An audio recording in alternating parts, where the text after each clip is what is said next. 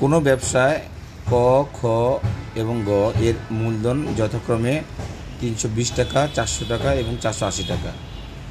তাদের মূলধনের অনুপাত কত হবে? 3:4:5, 4:5:6, 6:8:12, 9:6:9:15, নাকি কোনোটাই নয়? এখানে আমরা খুব সহজেই এই অনুপাতটা বের করতে পারবো। দেখা যাক, আমাদের মূলধনের পরিমাণ হলো 320, 400 এবং 480। উত্তর: মূলধন 320 অনুপাত 400 অনুপাত 480। আমরা তিনটাকে যদি 10 দিয়ে ভাগ করি তাহলে হবে 32 অনুপাত 40 অনুপাত 48। 10 দিয়ে ভাগ,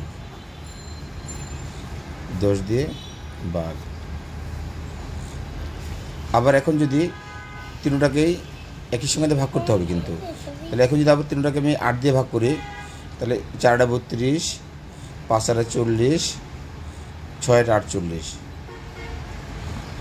8 দিয়ে ভাগ। তো সুতরাং 4:5:6। অ্যান্সার খ, 4:5:6।